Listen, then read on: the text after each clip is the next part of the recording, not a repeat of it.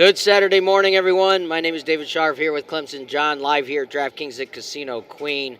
John, welcome back. Death Valley last weekend again, right? Yeah.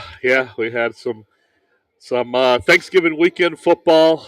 It's been a weird year for my Clemson Tigers, but nevertheless, we got to do some Thanksgiving food and some great time to see the family and a lot of football. A lot of football. So. Yeah. You've had a good time. 2 out of the last 3 weeks or something like that? 2 out of the last 4 weeks you've been down there? Yeah. Got to go to the Louisville game. That was a pretty good time there. It's always fun to go to that one. And always pretty much always go to the South Carolina game. That's the state championship game. The Chickens beat us for the first time in 7 years, so but it's been a very divided fan base with Clemson all year, David. It's I think I told you yesterday. It's a little bit like you have that closer who you just, oh gosh, here we go again, right? Blowing another game, and then you've got another fan saying, "Oh, just give him a chance. He's been good here. He's been good there in spots," and it creates a divided fan base. So it's like it just kills the energy in the stadium. It kills the energy for the whole year almost. And unfortunately, that's what it's been like with Clemson. With DJ Uiagalelei and Cade Klubnik kind of somewhat battling for the quarterback job, but Cade hasn't had much of a chance because Dabo's been with the chose to go with the upperclassmen and DJ. So, that's just is what it is. They got a big game tonight against North Carolina, an ACC championship game. So hopefully tonight, ACC means another Clemson championship. So that's what we're hoping for. Well, your temperament's a little different than last week going into the game. I'm just point that out if anybody doesn't notice. But I did mention after your first time you went to Clemson this year, 4 weeks ago, and I did mention when you came back, I said, "Where's my T-shirt? Where's my T-shirt? Oh, Where's yeah, my, I got a whole twice. bunch of shirts. No, no. No, Where I is did. my T-shirt? I think I think I brought about. I brought you some to show some. Yeah. I did. I did. Oh, you did. I did. Oh, I brought about I think Wait. 30 of them back. I'm not So seeing. I've I'm not got seeing it. 30 shirts to distribute to the So you got St. me a Louis shirt? community. You got me a shirt? Yes, For I real? got Or am you I a just shirt. saying that and you're just digging one out for me? No. You didn't even ask me I what did. size I am. I know what size you are, David. I've known you for a while. I know I've got that figured out, so that's no problem. What size did you give me? I got you a large. Okay. Yeah. I don't know if I'll fit in a large, but You will. I will. This is a small large. Yeah. I need a big large. I'm extra large. But Well, we'll see. We'll see if I fit in it. You will. Yeah. You will. Well, you definitely didn't buy a large for you. No. So I'll give you some. No. No. So No. Russell, did he buy me a shirt? No. Yeah, I've got about 30 shirts I bought for everybody. Okay. You spent that kind of money? I don't know. Money comes and money goes. That's why they call it cash flow, people. So, Well, some of the stuff that you say you can take to heart, and some of it you just gotta let it go in one ear and out the other.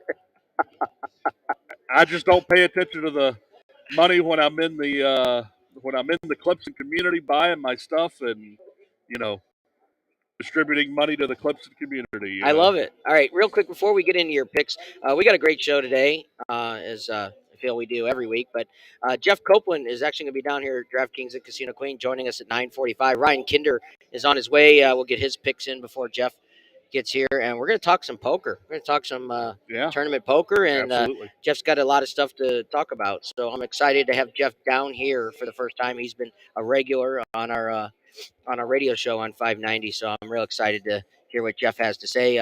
Give him a little more time down here to go over what he's been up to and what he's going to be doing. So I'm pretty excited to have Jeff here. So let's get into it. We need to get to your picks because we're going to spend some time with Jeff. So let's start off with the conference championships today. Yeah, big weekend, big day today. Conference championship games today.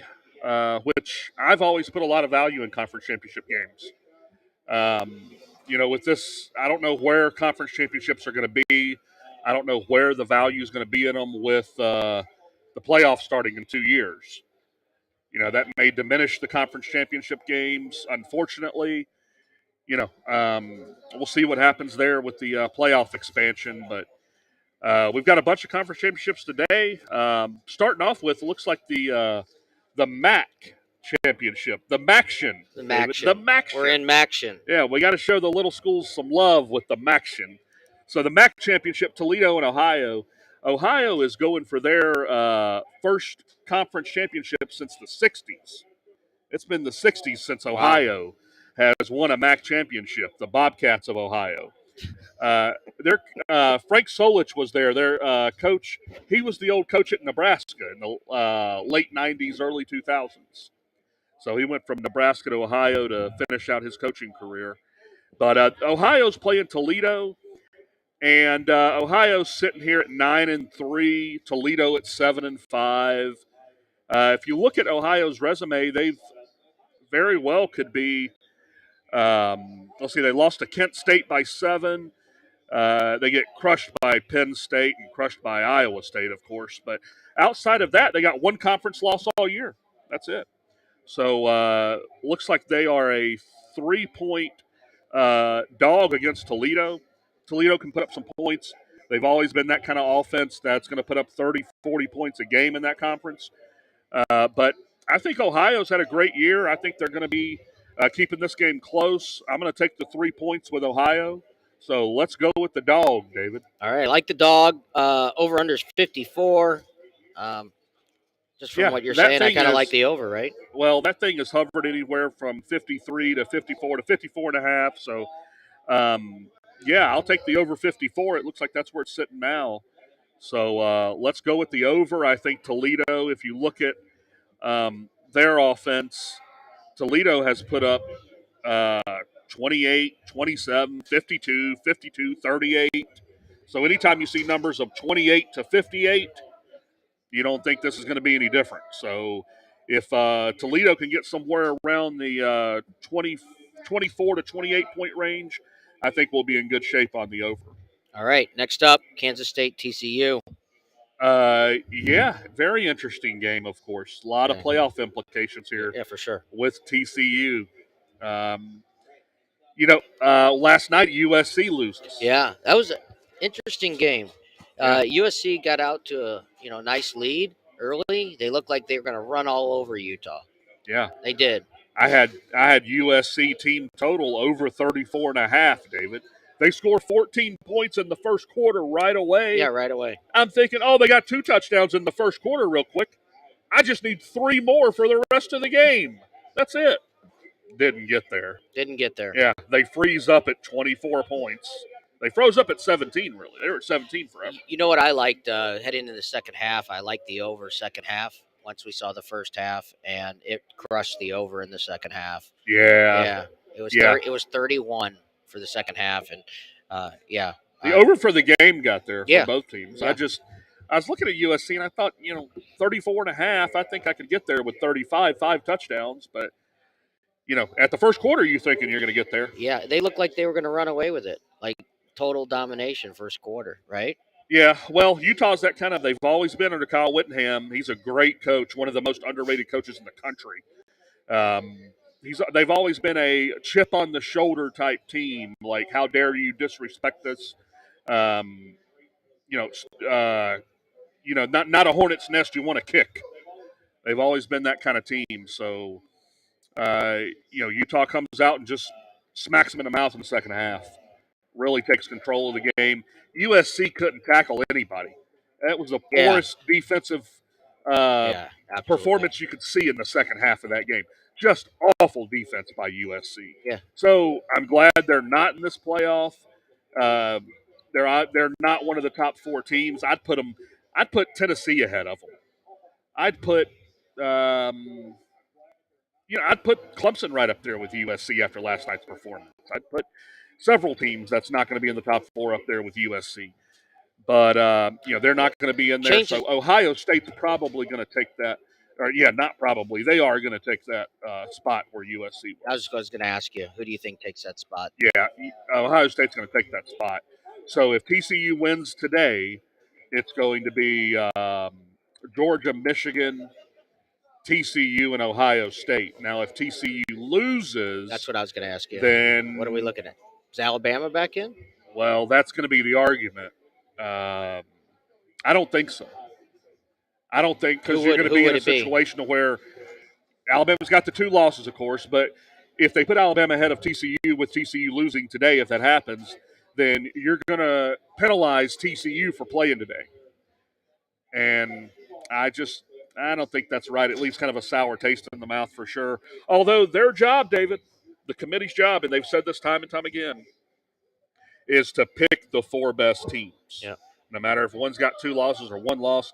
If, for example, let's say TCU gets stomped today, Max Duggan, their quarterback, gets hurt. He's going to be out for any playoff implications. Do they put TCU in above Bama then? I wouldn't think so.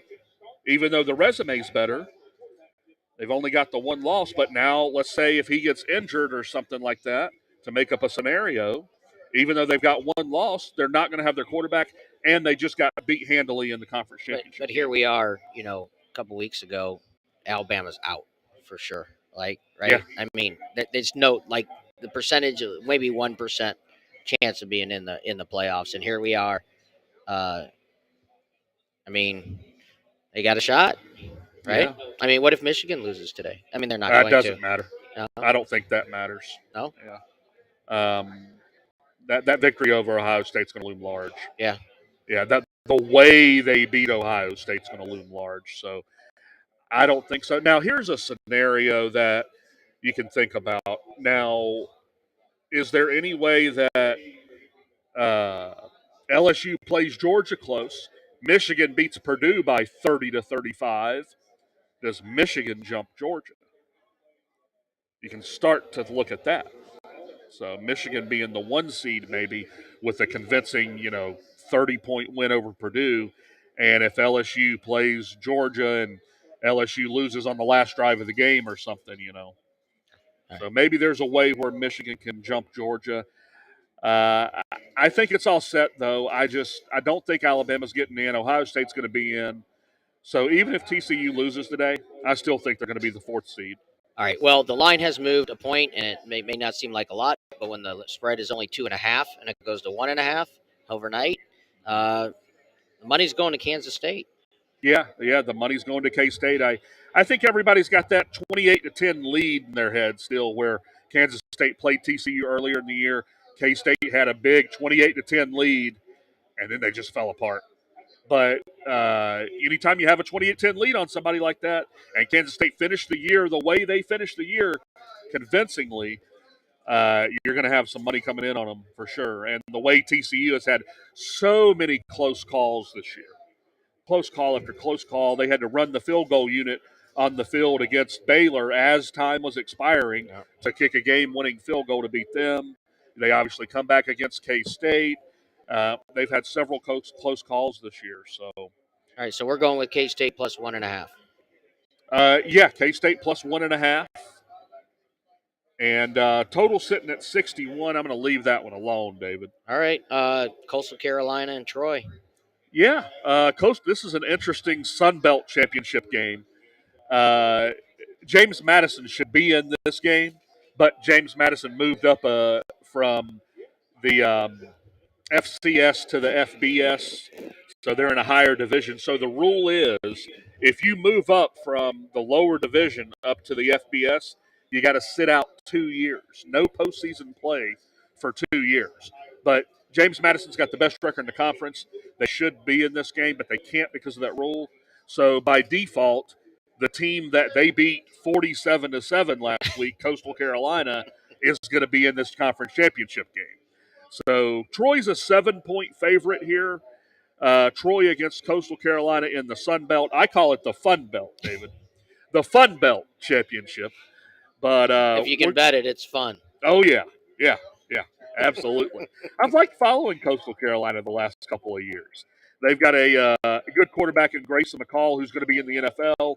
Everybody's going to be hearing the name Grayson McCall, but he's been injured for Coastal this year. That's why they're sitting here at 9-2. They'd probably be 10-1 if he wasn't injured. But yeah, Grayson McCall's been a great quarterback for them. I think Troy's going to control this game, though. I'm going to lay the 7 with Troy. So 7 has been the spread on this most of the week, and we're going to go Troy -7 here. Expect them to take control of this game and put Coastal away late. And total sitting at 49, and I'm going to go over with this as well. Got 47.5 here. You got 47.5. Yeah, it's been moving anywhere from 50.5 down to 49. Now it's 47.5. But I'd take it up to 49. That's a good number. Over, You know, under. a 21-28 game, something like that would at least push. So you want the under? No, we're going to go over. Oh, we're going to go over. Yeah, okay. We're going to go over. I don't think Coastal's going to be able to stop Troy. Coastal hadn't really stopped anybody all year, really, with their defense. And I think they're going to be able to put up a few points to get in the end zone 2 to 3 times, and Troy will put this one away late. All right. So we'll go Troy -7 and the over.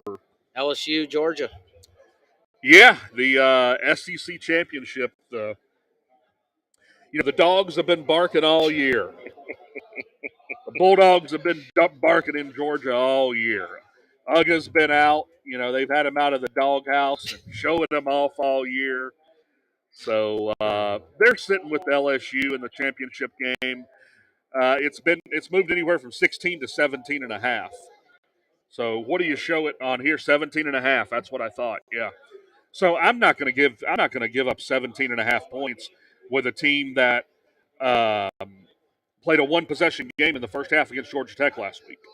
Georgia did. So I took 36.5 points with Georgia Tech last week. I'm going to take the points here, 17.5 with LSU Georgia.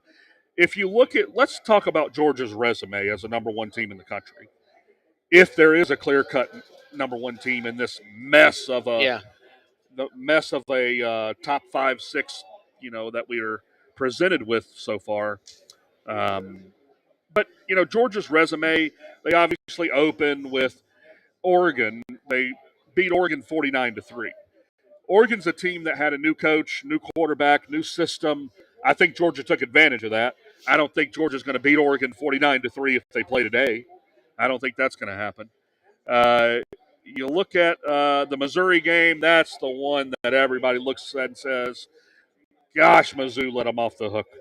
Mizzou had a drive before the half. It was 1st and goal at the 1-yard line, and Mizzou ends up not scoring. They had it 1st and goal at the 1. Yep.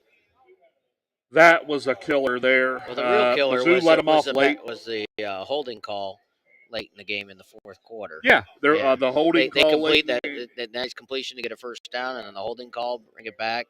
Yeah. I mean, you can point to probably a handful of things that stopped Mizzou from winning that game. Yeah, I mean, Mizzou just let them off the hook. They had them. They let them off the hook. There's no other way around it. They played better. They should have won that game. Ryan Kinder had a substantial wager on Mizzou money line that night. Wow. And he did take the spread, so that was never in doubt, right? Wow. Yeah. But yeah. The spread on that was 29.5. Yeah. So he, it was I think 25-1. He was getting plus 2,500 on the money line.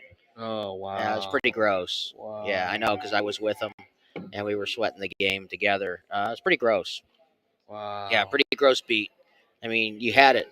You're right there, right? A 25-1 money line. Yeah, wow. 25-1 money line. That's unheard of. Like to even have a real shot. I know Ryan this year, even in the NFL, has had quite a few big dogs money line, and he's been crushing it this year. But let's move along. Let's go ahead. Let's go into Fresno State, Boise State.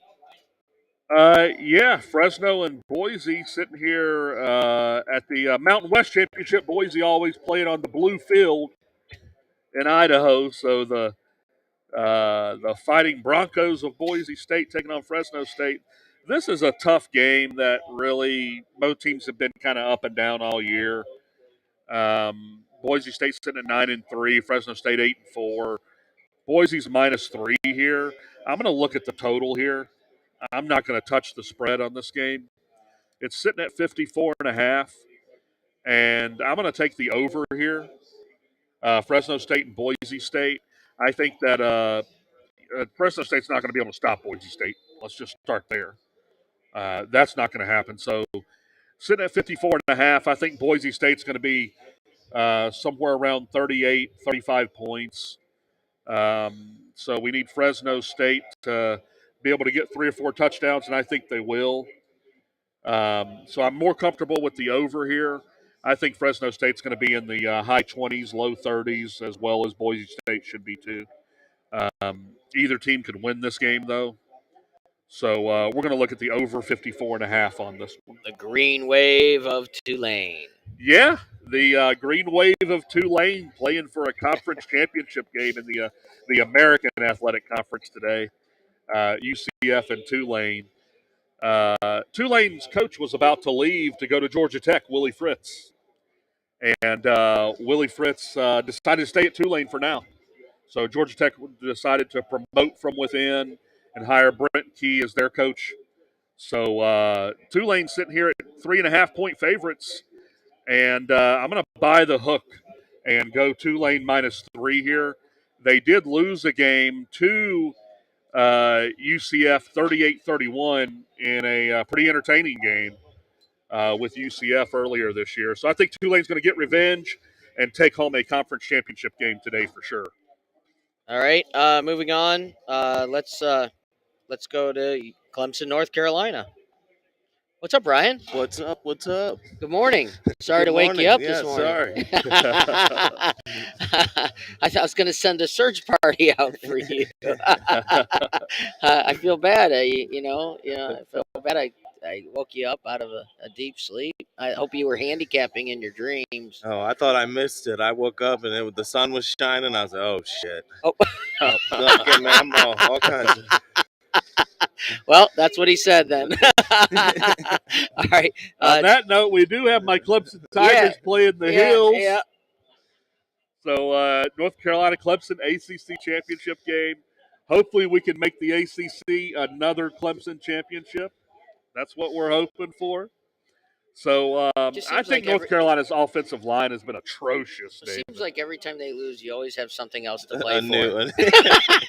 new goal. Every have what? You always every time they lose, they have something else to play for, right? Well, there's five. There's, I'm saying, five goals. If it wasn't the national championship, well, now they can play for the conference championship, right? Well, you got to win your division to play for the conference championship. Well, I understand. Yeah. See, there's about 5 other teams in the Atlantic Division that I aren't playing understand, for. But there's the pushback, right? I know. Yeah, I just want my T-shirt. There's a lot of teams in the ACC that aren't playing for one today. We weren't playing for one last year. Pitt played Wake, I think, last year. I just think it's funny, if you don't get there, you can play for that. And I mean, next thing you know, next year you're going to get a participation trophy. Well, they got enough bowls when you lose to. I know. South Carolina. Win or lose today, you'll get a bowl game because we got so many bowls now. Yeah. So, but what? And I like this. Champions. There's 5 goals. No. Wait. But I like that. I liked it that they could possibly be playing Alabama. I do like that in the Orange Bowl. I do That's like my that. purpose of. That's my purpose of not being an expansionist. That's why I'm not an expansionist, guys. Is because of reasons like that. All right, let's finish this. What do you like in the game? What do you like in the Clemson North Carolina game? But I mean, North Carolina's offensive line is just atrocious. I mean, it really is. I mean, Georgia Tech had 6 sacks against North Carolina. NC State tore them apart last week. That offensive line was, awful. It doesn't matter. They could put, Drake May's a great quarterback, but, they could dig up anybody at quarterback and put him in there, and it's not going to work because that offensive line's so bad. So I think Clemson's defensive line is going to cause some havoc. They're sitting here at 7.5. I'm not going to touch the. I'm not going to touch the spread. We're going to look at the under here. North Carolina, I don't think, scoring more than 3 touchdowns. All right, Ryan, real quick, we're going to go through your picks also. But since we're on this game and you're here, let's. I know you like North Carolina, right? Yeah, I like North Carolina in the over. I like the complete opposite. I think it's going to be a shootout with whoever's got the ball last could win this game. Yeah, Clemson hasn't played any shootouts outside of Wake Forest, though. Wake Forest, I think, is the only What up, shootout they guys? played this year. Go Yeah, ahead. I just. I'm just doing my thing. You guys go ahead. You guys go. I got my own show over here. But yeah, Clemson defense doesn't need to be overlooked. South Carolina put up 31, not because our defense played terrible. Outside of the back end, it wasn't very good, but the defense was in terrible field position the whole game. Clemson couldn't move the ball offensively last week. They'd punt, they'd be put inside the 5-yard line. Then they would punt, be put around the South Carolina started around the 50. Defense was on the field the whole time. I just don't think the defense played bad last week outside of the safeties and DBs. They need to turn their heads around. There was a 4th and goal in that game where Spencer Rattler threw the ball right by Andrew Makuba's head, and if he would have turned around, he could have swatted it away on 4th and goal. Little things like that, though. I don't think that's going to happen this week. North Carolina's offensive line being so bad, I don't think they're getting more than 3 touchdowns. I really don't. You guys are missing a safety, right? There was a targeting call last week at the end of the game against South Carolina. Targeting call against South Carolina? No, they went back. When it was against Clemson, they went back and called it on the second half. Yeah. I just know now that you missed the first half of the next game, so I wasn't sure if that's somebody you guys would be missing this week. Did you guys see that targeting last night in the USC game? Oh, with the USC game. Yeah. Well, no, that's what I'm talking about. What are you talking about? With the well, I'm talking about University of South Carolina, but he's talking about USC. USC is in California. I'm talking about USC. Okay. No. He's talking about last week. Hold on. USC. I just to got clarify shushed. for everyone. I just got shushed. Just to clarify, USC is in California. Carolina is in Chapel Hill. I understand. And the University of South Carolina will always be in Clemson. Always has been. Okay. Just to clarify. USC is in California. Okay. Well, both USCs had a target. No, there's only one, David. I did not see the one last night. It was bad. It was bad. Yeah. It was bad. The Utah quarterback goes to scramble outside the pocket, goes to run for a first down, and just gets blindsided by the USC defender. Luckily, it didn't cause. It looked worse than it actually did from like a injury standpoint. Like the quarterback for Utah wasn't injured or anything. Got right back up, walked to the sidelines. I saw that with his pretty hair. He jumped up. Yeah. So you see that? I thought there was a real targeting call that was a bad one. Or something. That was a bad one. Oh, no, that's good for the game. What? Well, good. yeah, I like seeing those big hits like that. Okay, that's fine. I'm just saying that was a bam. His helmet went right in his face mask. But he lit him up right in the chest. No. That was right into his face. What were you watching? Yeah. we weren't watching the same thing. He hit the Utah quarterback on the chin. Yeah. Helmet came flying off. Yeah, flying off. Yes, that was like those old school hits that, Florida State, Miami, those games about 15 years ago when they would play all the time, they had some hitters in that game. Sean Taylor for Miami. You remember Sean Taylor? He played for the Redskins. Florida State had some hitters. Yeah, great. They'd always bring out the hits in that Florida State Miami game. All right. But that was before targeting. That was pre-targeting, David. All right. Before we get to your last pick, in about 20, 25 minutes, we're going to have Jeff Copeland come on, talk about what he's been up to, a little tournament poker, and what holds the future for Jeff. Just let you guys know, I want you to go to the last game, Purdue, Michigan. We'll cover that. Then we'll go back and go over what Ryan has for us today and tomorrow. But Purdue, Michigan, Big Ten championship game. I said earlier we could see let's say this isn't out of the realm of possibilities where Georgia struggles against LSU. Maybe they win the game on a last-second drive or they stop LSU at the last second, and Michigan blows out Purdue by 30, let's say.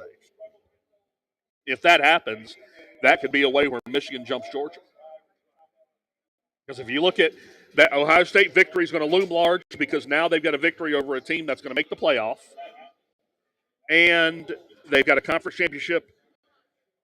Their resume might be a little better at the end of the year than Georgia's. Who am I betting on? Huh? Who am I betting on?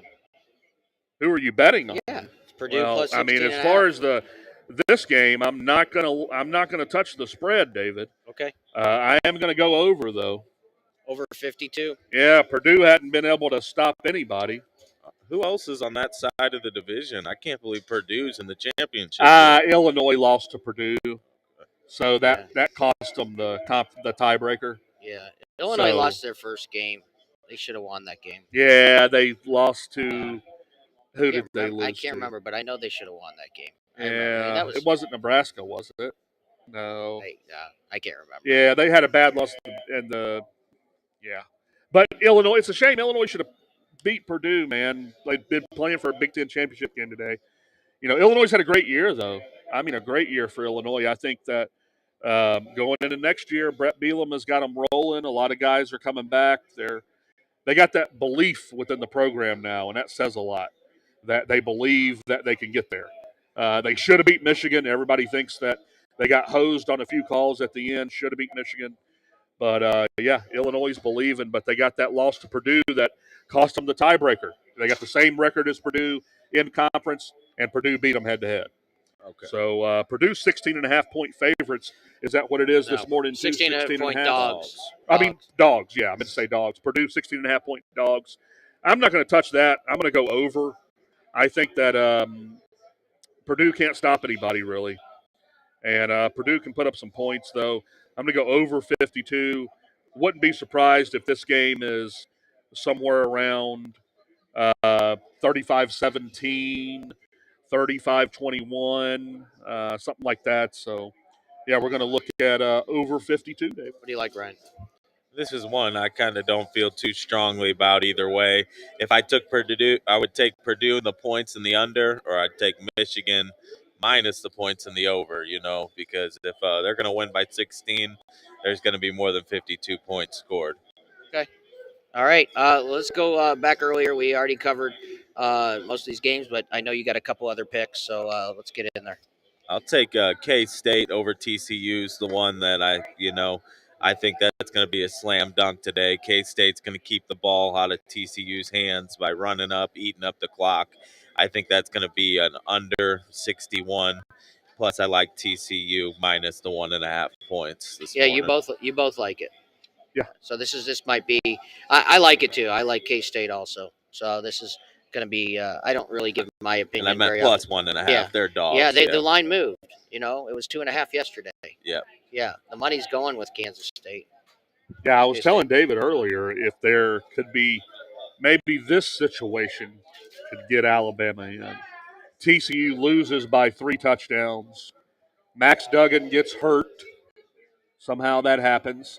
He's not going to be available for a playoff. Well, they've shown they don't want to stick him in there because they're undefeated and still sitting at number 4 right now. Well, but they have to be. Once Michigan beat Ohio State, you can't put TCU ahead of them because of that win. Yeah, let's say something like that happens where they're not going to have Max Duggan and they get beat today. That would get Alabama in. Outside of something like that happening, though, I don't think they're going to be able to put Bama in with a TCU loss today.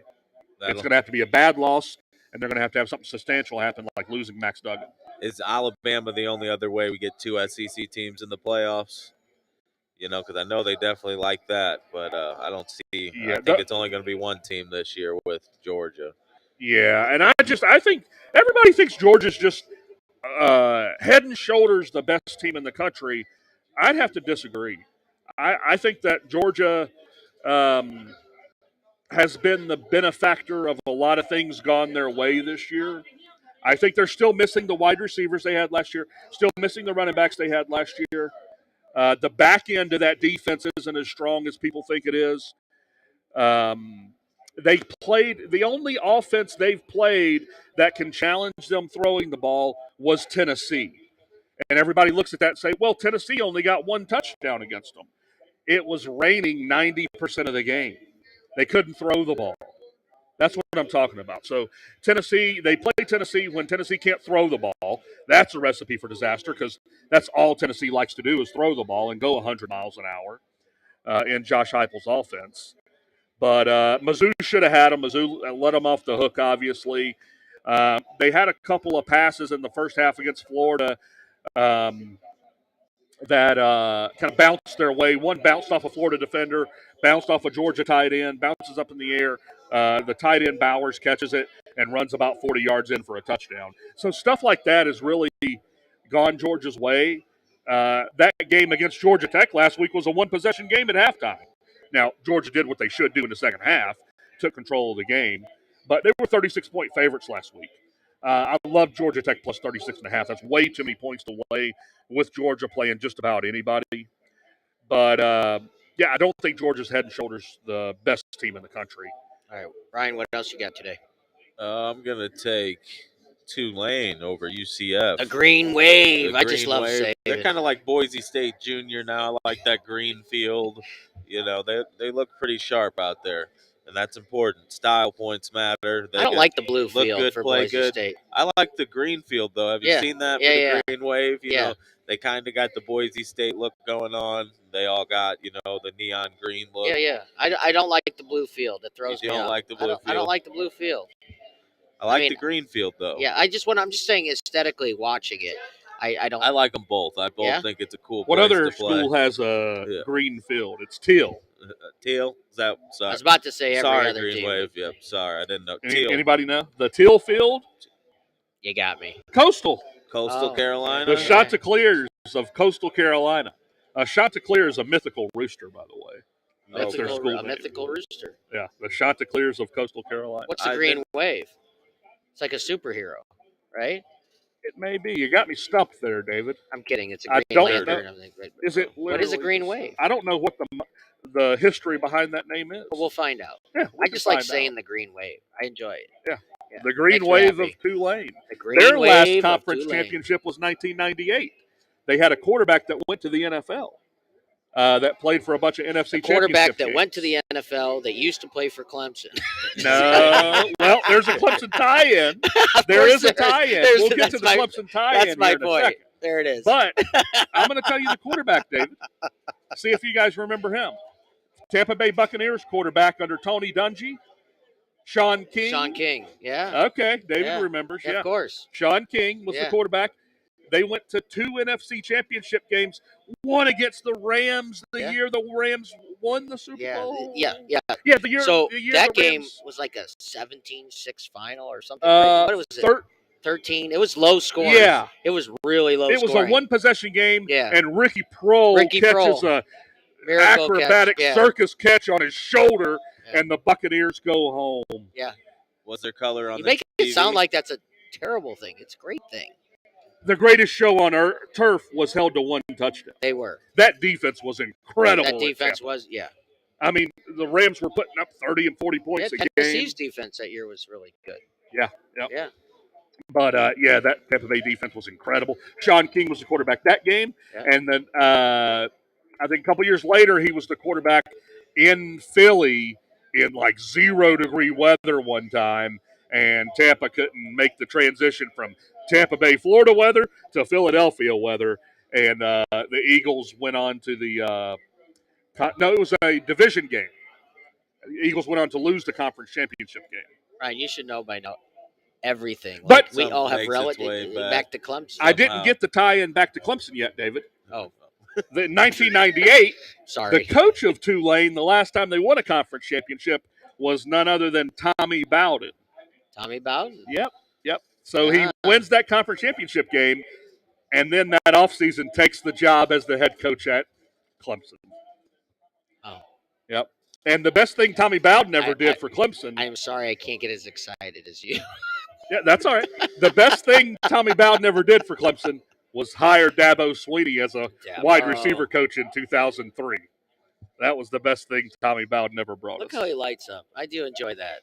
Yeah, man, Yeah. it's I I remember that Tulane Green Wave team. I was only 13 years old, but I remember when Tommy Bowden got hired and Tulane won that conference championship. They went undefeated that year. Undefeated Tulane. All right, we got to get to the rest of Ryan's picks. Go. What do you got left today?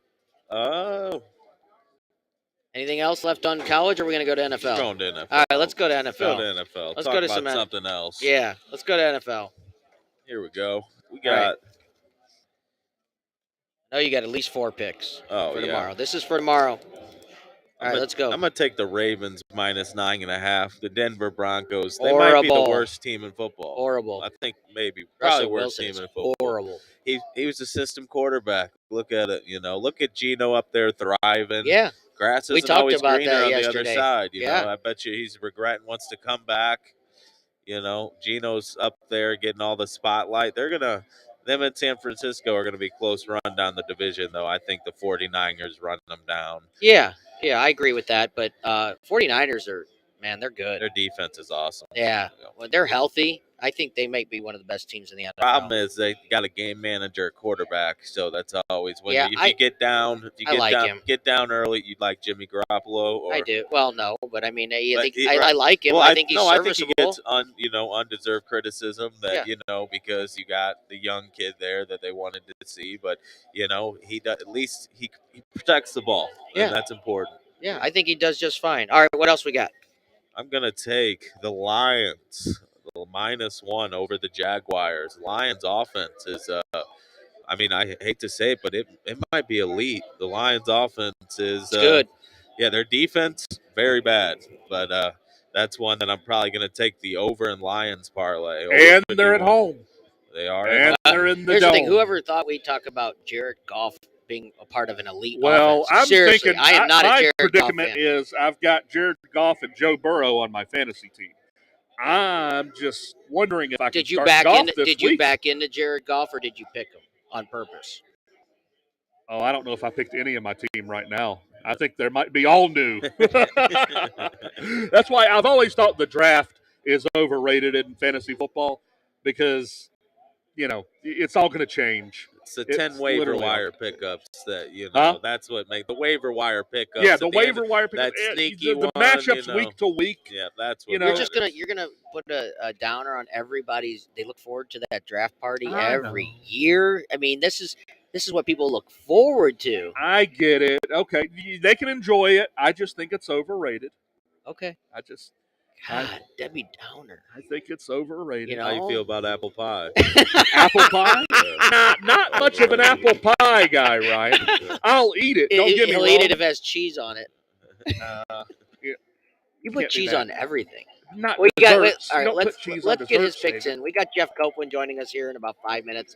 Ryan, what else we got? But I did want to answer. I'm more of a peach cobbler. More of a peach cobbler. Absolutely. It's a Southern thing. Oh, man. Yeah. A good peach cobbler, you can't beat it. All right, peach cobbler. What do we like? Bet the house, Vikings -3. Look at that. Bet the house. Lock of the week. Wow. All against the Jets defense. Jets.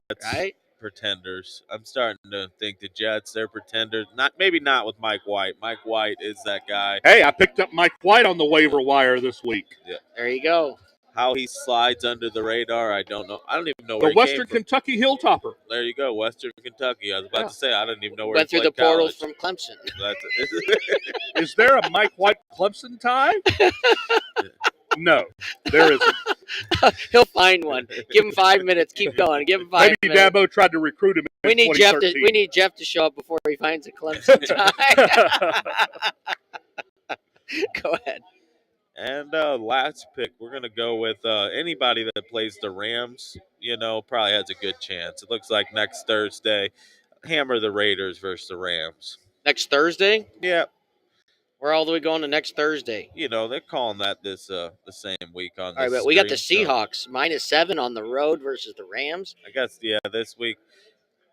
Yeah? It's still a good philosophy. Anybody that plays the Rams, the Rams are decimated. The Rams are done. They're done. Whether Matt Stafford comes back. What do we know about this stick Perkins kid, though? He looks awful. He looks like I could go out there and do about a similar job. Yeah. Yeah. Yeah. You know what I tell people, though, and I said this on 590 yesterday. Even the backups, people's like, "Oh, I never heard of this guy. Don't know anything about him." You know how elite you have to be a backup, even a third-string quarterback in the NFL. Seriously, you're an elite athlete. You're not You may be a nobody to the NFL stage. Are you saying I'm not an athlete, or That's what where I'm. is this That's going? exactly Okay, where it's all going. right. I was Yeah, curious where we this was can end it going. there. Okay, Yeah. Well, you might be. It might have been an athlete, all right. but you're not right now. Yeah, I'm goes not by either, the Ryan. I'm not either. it goes by the wayside when the regular guys like us are pushing 40. 40. I wish I was pushing 40. Oh, okay. He's not even pushing 30. Yeah, but that's how I feel. I'm pushing 40. The old athlete side of me left 15 years ago. Well, your cholesterol won't let you play football. Cholesterol. I don't know.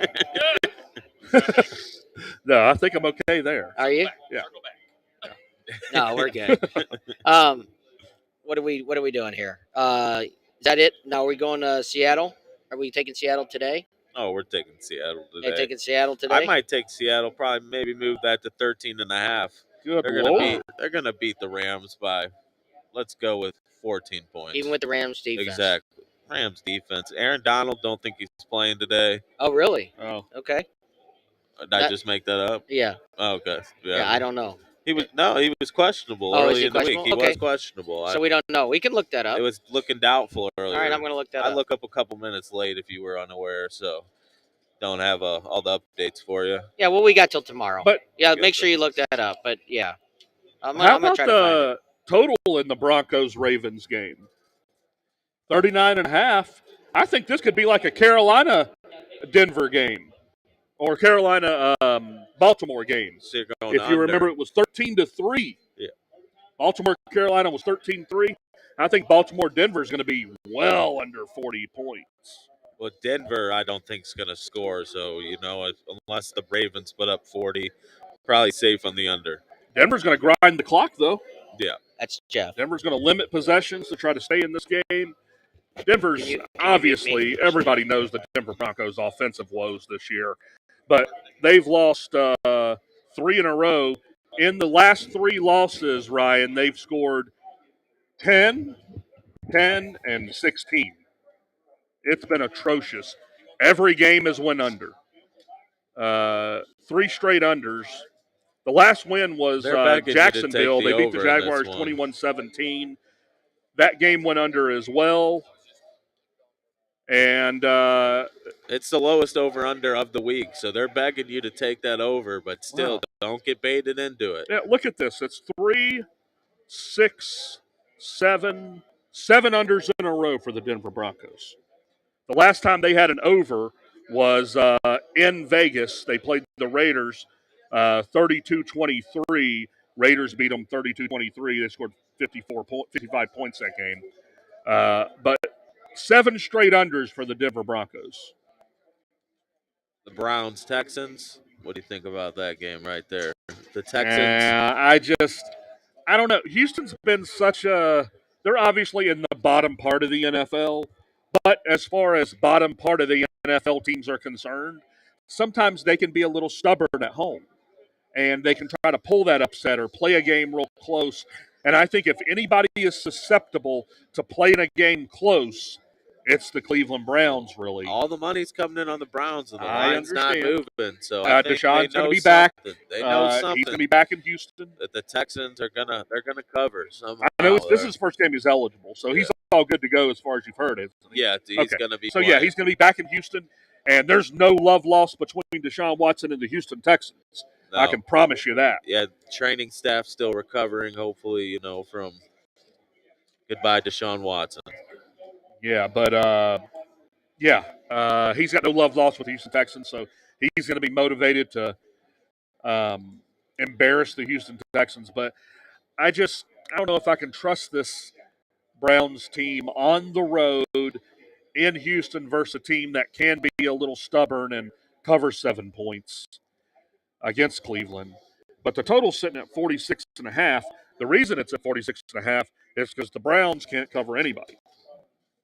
Their defense just doesn't show up. Yeah. That's why it's 46.5. But I'm just not comfortable. I wouldn't take the spread or the total in this game. I'm staying away from the Cleveland Browns. Is there going to be a big difference from the Jacoby Brissett ran Browns, or are they going to be a different Deshaun Watson? They will, but it's his first week back. Yeah, they will be. They absolutely will be, but it's his first week I back. think Jacoby Brissett did a pretty good job. I don't know if they'll be much better at all. Yeah, I watched Jacoby Brissett since its time at NC State, and he's been a serviceable NFL quarterback. He's had a few stops here and there, uh, in different teams in the NFL, but yeah, he did what he's expected. I think the Browns are sitting at 4-7, so it's going to take a miracle for them to make the playoffs. Yeah. They've got 6 games left, so they're going to have to win 5 out of 6 at least to make the playoffs, probably. So it's just a hard team to trust on the road. Yeah. A hard team to trust on the road. But I love that under with Denver. I think it's going to be 8 straight unders. They've already been 7 in a row. I think it's going to be 8 straight unders with Denver and Baltimore. I agree. I like that pick. All right. Guys, we got to take a quick break. Jeff Copeland is here, and we're going to talk some poker, man. We haven't had Jeff down here yet since we've been down here. So we're going to have Ryan. We're going to put Jeff in your spot, and then we're going to bring you back when Clemson's going to go. Okay? So we're going to take a quick break. We'll be right back. Domination. I've got a golden ticket. That's a winner!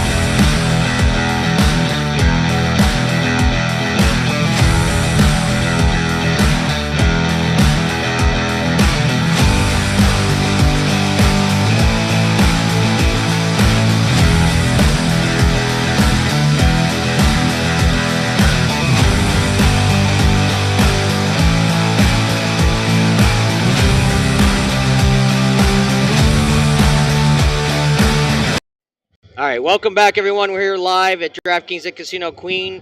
First timer, Jeff Copeland down here. Not first time on the show, but first timer at DraftKings. Jeff, what's going on? Thanks for having me. Yeah, Yeah, it's my first time here. yeah. It's really nice. It's really nice. The sports book's really cool. It's unbelievable. Yeah. We're gonna spend a few minutes after we're done. And Jeff, it gives us a chance with you down here. I know you've been on the radio several times. Gives us a chance to spend a little more time with you. I'm gonna move the mic for you. There we go. Perfect. All right, and spend a little more time with you. And so, look, what have you been up to lately? So after the APO, I took a couple weeks off, went out to Lake Tahoe for a little vacation. Lake Tahoe. First time there, it was beautiful. I didn't know places like that existed on the planet. It's right on the Nevada-California border. Yeah. And there's the different laws with was it casinos? I think had different laws in California, Nevada. So you'd be 5 miles this way, it'd be one thing. 5 miles that way, the other. Yeah, we 30 minutes from Reno, Nevada. Yeah, we stayed at Harvey's, which happened to be right on the state line. You could look out our hotel window. We were actually I guess we were in Nevada, but we were looking out at California. Yeah. Just feet away. It's crazy. It's beautiful. So then couple weeks ago, went down to Hollywood, Florida, mostly for a vacation. It was a little 6-day trip. Shared a house with 5 other couples. I think there was 11 of us total, and a really nice Airbnb. We split it. There's like 6, 7 bedrooms in this place. It was really cool. Sounds terrible. In-ground pool, really nice tiki hut by the pool, and the whole 9 yards. It's a lot easier when you get that many people to split up the cost. There just so happened to be a World Poker Tour Just so series happened to be. going on Yeah. at the Convenient. Seminole Hard Rock Hollywood. So we played a few events. I played 2 events. One of them, check this out. Listen to the numbers that they get down at Seminole Hard Rock Hollywood, Florida. It was a $400 event. There was over 6,000 players in one tournament, one poker tournament. First place. This thing had a. That's main event numbers. Yeah, I think it had a $2 million guarantee on it. Yeah, And first place was almost $200,000 off a $400 investment, which is crazy. So, Yeah, that is crazy. we all played that. I did cash. I finished 140th out of like 6,000 and something. What'd you get for that? Couple grand. It's not. I mean, it's not Top heavy. Yeah, very top heavy. Yeah. You'd think if you outlasted 6,000 people, you'd get more than a couple grand. But it was fun. How long did it take you to get to finish in the top 200 there? So day one, an event like that, they obviously can't accommodate that many players all in one sitting. So what they have is they have like flight A, flight B, and this thing went all the way up to like flight G. So the days leading up to this thing, and then you come back for day 2. So we played about 12 hours on day 1, and then we come back for day 2. And I want to say I probably played for 5 hours on day 2, and then I got knocked out. Pretty standard spot. I got short. Blinds were eating me up, and I had a lull where I didn't have any playable hands for a long time, and then I lost a couple pots, and then all of a sudden I'm short. So I flopped a big draw, a 12-out draw, where I'm usually going to have about 50% equity, which it's basically a coin flip. I shoved, put it all in, and did not get there, unfortunately. So that happens, you half have the spots like that in most every tournament we play. Yeah. So anyway, did they have any of my mixed games? They did. Oh, what did they have? They did. I don't remember exactly. I know they had PLO because that was the next thing I was going to say. Any high-low stuff? It's a long series. They had a little bit of everything. Oh, okay. Oh, yeah. I missed it. Yeah. I should have known about that one. Yeah. I do know. I wish I wouldn't have come home a day early. I came home a day early because I wasn't feeling well. Yeah. There was a little touch of something going through our group because a couple of the guys were like feeling, when you're not sick but you don't feel right at the same time. So I got worried. I was like, oh man, I'm getting sick. So I came home a day early. My wife was scheduled to fly out a day early, and I went ahead and hopped on the flight with her and came on home. But my housemate, my good friend, Alex Hoff, he's from St. Louis. He stayed and played the $600 PLO Pot Limit Omaha tournament, and he won. He won the tournament for 30 grand. Yeah, that's incredible. $600. Nice job, Alex. $600. Yeah. Nice job. So 30,000. Yeah. Wow. And I was fortunate enough to have a little piece of him, a Nice. little piece of action, small piece, and then it was a good trip. And how many players did the PLO get? I don't know. Alex, if you're watching, how many players did you get? I don't know. It was quite. I mean, it was a lot. I mean, to have. So if I'm guessing, to have a $30,000 first prize off a $600 buy-in, and I think it had multiple flights. So I would imagine they got like a couple thousand players. Couple thousand. Just off the top of my head. So I mean, at least 1,000. So yeah, and then so I get back in town, and over at Hollywood Casino they had $500 mega that they have every month. It's their biggest local tournament. Once a month, they throw us a bone and give us a quote unquote high roller $500 tournament. And Yeah, but for the St. Louis area, that is big. Yeah. Yeah. Yeah, for sure. They have once a month they have a 500, and then they have a 300. And I mean, yeah, you're right. Realistically, that's about all we can support every month. And I was fortunate enough to win that outright. I won that $500 tournament outright. So What'd that pay? It was just over $7,000. Nice. They only had like 60 something players, but it was It's a decent field for a once a month 500. Yeah. And I mean, I want to say we've had as many as 85, 90 in that before. But, it's kind of the holidays, people going out of town and whatnot, Yeah, that time between Thanksgiving and Christmas is always Yeah. hit or miss, at best a lot of times. So, with that being said, what's the next month hold for you? So I'm going out to Vegas for Wednesday. I think I fly out on Wednesday. The Win is hosting the largest guaranteed poker tournament in the history of mankind. Wow. $15 million guaranteed. I said $15 million guaranteed. What's the buy-in? That's what The buy-in is $10,400, and I'm going to be playing that. I'm putting my head in the ring. I'm taking my shot. I got 50% of you, right? So we're gonna see what happens. It's a big series. They've got a lot of more reasonably priced events leading up to that. They've got a couple $2 million guaranteed. They've got a $1,100 $2 million guarantee tournament. Then they've got a $1,600 $2 million mystery bounty. For those that don't know how a mystery bounty works, you get bounties when you knock players out, but they don't begin on day 2. So you have to make day 2. That's the first step. And then once you make day 2, each person you knock out, you get a chance to draw an envelope.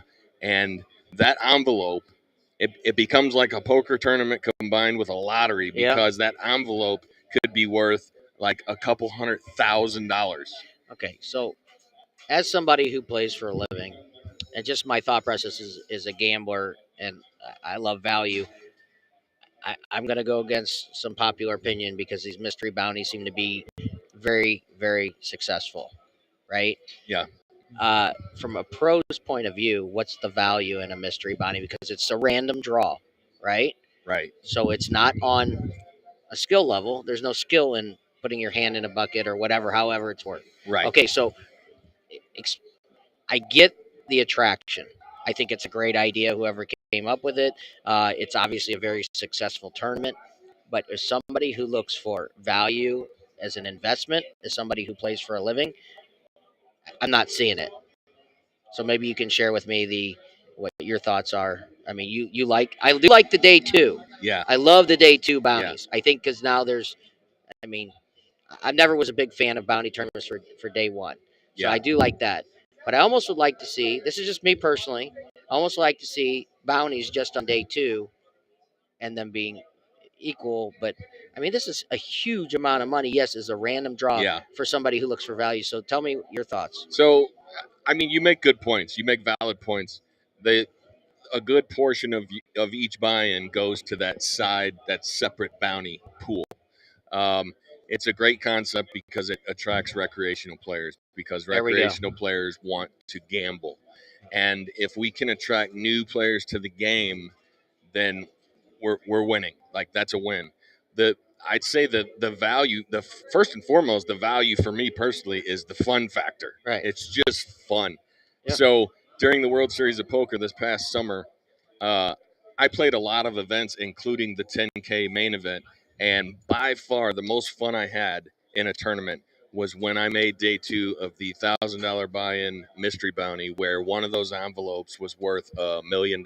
Yeah, it's pretty neat, right? Yeah. What tournament was that? It was the $1,000 mystery bounty that the World Series of Poker put on. Largest, so your largest minimum mystery bounty ever. your minimum bounty is $1,000. Yes. So you're going to get your buy-in back if you have one bounty. Yes. Yeah. Wow. I did not draw $1 million.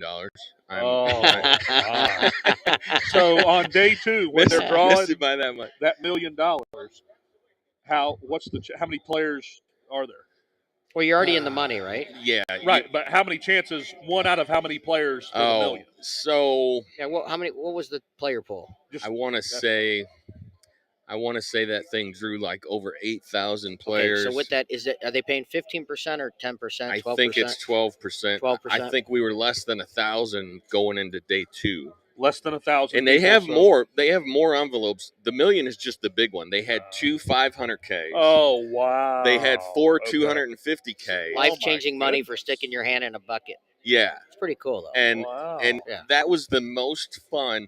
And the way they did it was, you're in this gigantic auditorium. It was in Paris Ballroom. So Paris and Bally's are side by side. They both have separate convention centers, and they're connected by restaurants and whatnot. So it's since it moved from the Rio over to the Strip, and they're having it at this new location. You have to sometimes sometimes you're in Bally's, sometimes you're in Paris, side by side. When they're breaking games down, do they security walk you over? Correct. Yep. So sometimes the tournament will be so big, we've got players in both areas, and then as they break tables, they'll break going from one to the other. So they'll say, okay, you'll hear them on their radio, the floors. They've got supervisors everywhere. It's fascinating the way they run these massive poker tournaments. You'll hear them on the radio, and they'll say, okay, we're going to start breaking tables from Paris and moving them to Bally's. So they'll start breaking tables. They usually do like 4 or 5 tables at a time, and basically you bag up your chips into a Ziploc bag, and if you put any chips in your pocket or they're out of sight from the camera view at any point in time, you're disqualified. So they have a security guard at the front of the line and a security guard at the back of the line and a floor supervisor, and they walk you over to the other ballroom. And as you're walking in that ballroom, they're passing out seat cards. Usually when they break a table, it's because I busted. I've never made the walk. You go now. Yeah, I made the walk the other way. Yeah. So they throw the cards out to what table you're going to, and they go right by me. That you ever have a supervisor put his hand on your shoulder and say, "Sir, you don't have to go home, but you have to leave here." Way more than I would like to mention. Yeah. But that's going to be a nice series at the Wynn, though, for sure. Yes. So what I was getting at is the fun factor of mystery bounty tournaments. No, I get the fun factor. And I wanted to touch on going back to the WSOP, the huge one. They had, as people would draw these envelopes, because as soon as you bust somebody out, they give you. I think they gave us like a little bounty placard thing, and you can go turn that in at any time. And then there's a big screen, and it's animated treasure chest, and you're watching your name. So you give they've got tables like this set up all around the room, and you hand the person your bounty card. They enter you into the system, and then you go into a queue up on this big screen. So I'll see, like, in 3 names down, they're going to draw my bounty that I just turned in. Do they physically draw, or is it a computerized? That's a computer generated. Okay. Thing. Now, if you get one of the 1K bounties or the 3Ks, or I believe the 5K bounties, it just says it on the screen. Unfortunately for me, it just said Jeffrey Copeland gets 1,000. I was like, wah wah wah. But that being said, if you draw if you draw something higher than that, it tells you to go up on the stage. So now you get to draw one of the big ones, 10K and above. Wow. I don't know if it was exactly 10K, but one of the big ones, you get to draw from an actual physical treasure chest. So it was really fun sitting there playing, watching these people potentially draw life-changing money as we were playing that. So the fun factor is off the chart. Yeah. So, and then in addition to the fun factor, there is still significant skill involved, because the skilled players on average are going to collect more bounties. We're going to knock more people out. We're going to build chip stacks because we know how to build big chip stacks, so that we cover other players, and then when we get involved with hands with them, we have more of a chance to actually eliminate those players. Whereas a lot of your more novice players, they're going to sit there and just kind of play tight and full for hours. So more chances at the million for you. Yeah, exactly. Right? So I mean, in theory, on average, you know, no, it makes complete sense. Yeah. So if somebody like me, there's no value. That's what you're saying. Or, you know, I said like me. Doesn't have to be me. But I'm, yeah, dead money. He just called me dead money. That's what I heard.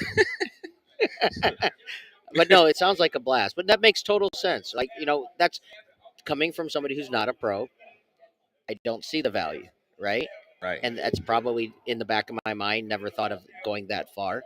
But that makes total sense. To somebody like you, huge, because all the dead money that is out there, right? And I'm not saying dead money, but pretty much, right? It gives you're going to have more opportunity for that random draw. You get more tickets in the bucket for sure. There's a portion of every tournament field that has significantly less of a chance of acquiring a big chip stock than the upper echelon pros. Yeah. Not saying that I'm one of them, but just in general, you know what I mean? So there's definitely value in it. I like it. I like to see more of them. I know they've been doing them in St. Louis. That's actually coming up, the APO at Ameristar, February 8th to the 20th. Have they announced the tournaments they're having for that yet? They have not. They've put the dates out there. They're still revising the schedule and whatnot.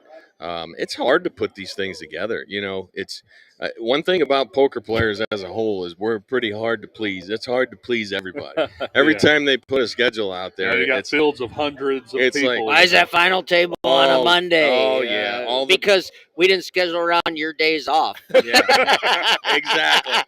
All the hold'em. Sorry. All the hold'em players are complaining. Why do they have so many PLO events? And then all the PLO players are saying, why don't you have more PLO Where's events? The 8-game mix? Yeah. The only tournament in St. Louis poker that everybody like agrees on and loves is the tag team. Yeah. And they're okay with whatever night it's on. Fun. It's fun. No, people love the tag team. But you just don't. They have a poser event, which is you don't win a lot in the tag teams because you got to split the money. It's fun. It's fun. I understand the fun part. I'm just talking about outside of the fun. Set the fun aside. Well, that's why people go. I know. That's like 90% of why people play it is for the fun factor. I get it. If they had our boy Pete Sipple and you know they won it. Yeah, they won. But and Chris Riffey and John Kelly they chopped it too. What's up, Chris? Way to go. Pete, shout out to Pete Sipple. Pete Sipple is one heck of a poker player. Let me tell you. Yeah, hell of a nice guy. For sure. Fantasy football Pete's player, a great heck of a golfer too. You ought to see how bad he beats me on the golf course. Oh my God, he's got to give me like 20 strokes. Not to stray too far, but do you wager when you play golf? Is there any money? Peanuts. Like $20. Okay. Like all right. Chicken feed. Like I know I suck. But the point is, it's like I've never I don't know anybody that will like, hey, let's play poker just to play, or let's go golfing just to golf, or let's go play pool just to play pool. You want the sweat? Let's go bowling. There's money on everything. Doesn't matter how. You figure out the handicap, and then you adjust. But there's gambling on everything that we do. That's exactly why when I get off this radio show here, I'm going to walk right over to that DraftKings Casino Queen Sportsbook, and I'm going to place a couple small wagers for some sweats. Absolutely. Right. Okay, so Alex Hoff responded. Way to go, Alex, by the way. 405 entries. That's all you beat? Oh, that's all you beat? It? That's not even worth mentioning. Yeah, I don't even know why we talking about him. What's going on?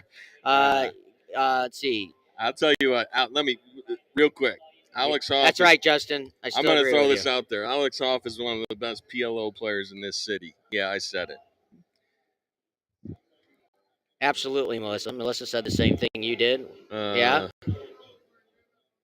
Yes. Well, I wouldn't say. Okay. Yeah. I wouldn't say easily making day 2. All right. We're gonna have a lot of this. We may not have enough time to. We're gonna have to get to. We're gonna have to start getting to a big announcement that you have here soon. But funny stuff. You guys are nice one, Justin. Yeah.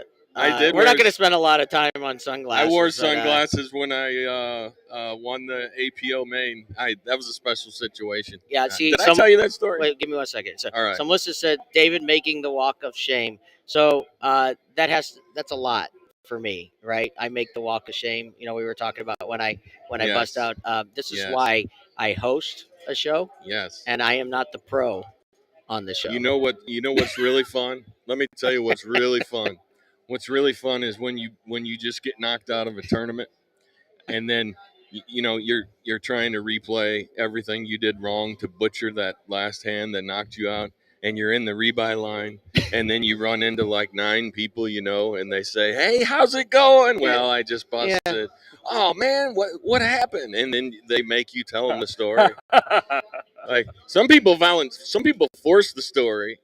Like I don't want to talk about it. I'm like, just let me rebuy. And I'm the same way. I've seen every scenario we can bust in, so it's like it's not going to be anything new. So right, I understand you busted. Yes. Whatever. Yeah, I suck. The last one I want to go to Scott.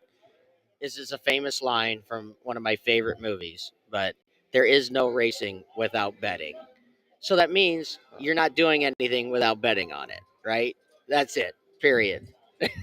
100%. Yeah. Yes. So whether it's $20 or not, it doesn't matter. You're gonna wager on it, right? Whatever it is. Yeah. I've always told David I should have been born like pre No Limit Rush. I should have been like born a poker player before the 2000s. I just never got too much. I'll play No Limit, but especially cash games or tournaments, either one, but more cash game talk, I guess. But like, I don't know. I've always felt so bad. Like you get it in with somebody, they get all the money in one hand. All of a sudden, they're the better player. I want to say to that guy, like, let's sit at a limit table and play 10 hours. You will rarely ever beat me, right? Right. But at a no limit table, you can play 30 minutes with me and beat me. Did you used to play a lot of stud? No, I'll play stud high low. Okay. That's a much different game.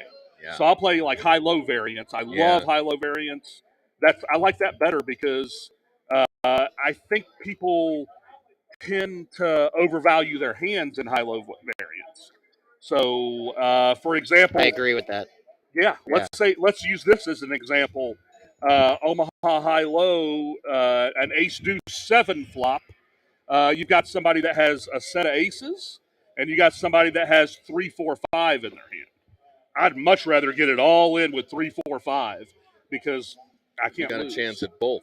Yeah, I can't lose with 3, 4, 5. They can lose. Yeah, a lot of people just have never grasped that concept. And they're really only going for the high in that situation, right? I'm terrible at mixed games. That's it. You know what I did? Well, you would be better if you remembered what game you were playing. I was getting ready to say that. Listen to make this. A stud high low stud mess up. So the APO, they're having another APO February 8th to February 20th. The last APO they had a poser event. It's poser stands for Pineapple Omaha 8 or better. Stud 8 or stud high. Stud high low is the E. 8 or better, and then RAS. There you go. Okay. So there's your mixed game. Yeah, it's horse with pineapple instead of hold'em. Right. That's right. So we get down, and I'm terrible at arguably all of those games. So I've never studied any of them. So we get down to, we're like 2 from the money. There's only like 13 players left in this thing. And I'm like, holy cow, I'm actually hanging with these mixed games players, and it's taking so much of my cognitive ability just to hang because I have to think about, like, none of this is coming natural to me because I don't know what I'm doing. Yeah. So we switch from Raz. We were playing Raz, and I don't know how long you play it, like one orbit. Yeah. Everything's one orbit. And we switched from Raz straight to I'm sorry. We switched from stud 8 or stud better, high low to stud high low to Raz. You switched from stud high low to Raz. And they're dealt exactly the same, right? Yeah. And long story short, I had the high locked up in this hand, and I put all my chips in the middle, and I'm like, I don't know what this dude's doing. I got the high. And I'm like, he's obviously, I guess he's got the low. And like he didn't even have really a great low showing. So I was like, well, I guess we're splitting. And then the table looks at me after all the chips go in and the cards are turned over. I'm like, why is it awkward right now? And everybody, Hey, why are you not chopping that putt up? Where's my putt? And as the chips go to the other player, one of my buddies who's at the table, he goes, "You thought we were still playing Raz, didn't you?" And I'm like, "I'm the or worst." Stud High. You thought we were still playing Stud High. Still playing Stud High, yeah. And we were playing Raz, so the high, everybody, because I'm showing two face cards the whole time, and everybody's like, "What is this guy doing? This is Raz. Like he's obviously losing." This is the pro Jeff Copeland. Yes. Follow me for more mixed game tips.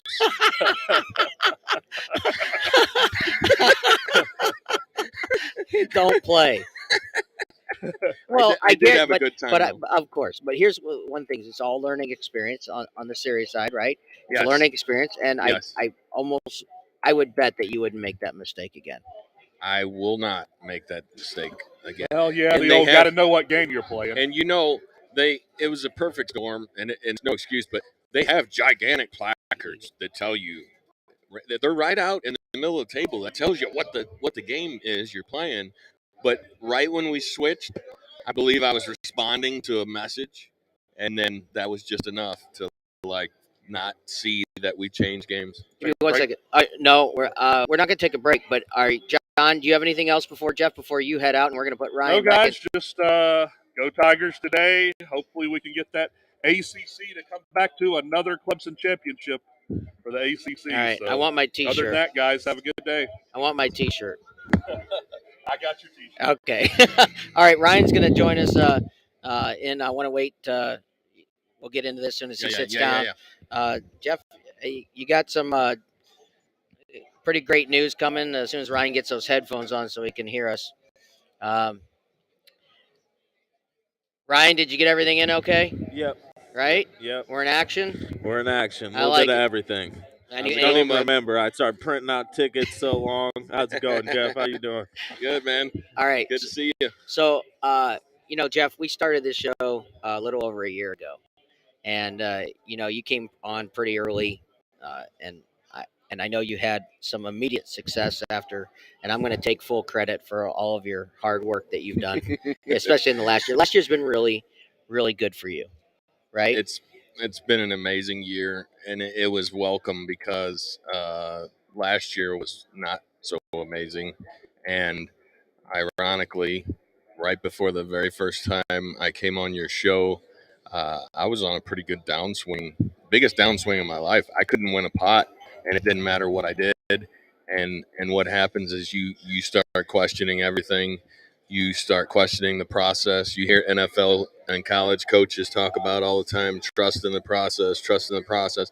Well, I was losing faith in the process. I was like, do I suck? Like, am I bad at this game? Like, was I on a 10-year heater before this? Like, am I finally coming back to reality? And then it snowballs because when you start questioning the moves that you used to know to be correct, you start hesitating, and now you're starting to play bad, and now you're running bad and playing bad, and it's a snowball effect. So yes, it's been a great year. I wish the poker gods were always this kind and fair. Poker's not always fair. We all know that. Gambling's not fair. Let's just say that. No. Okay. So with that, and what I'm getting to is all your success in the last year with all your hard work, and we've talked about what it takes. We've talked about it several times, over and over, how much work you put in, right?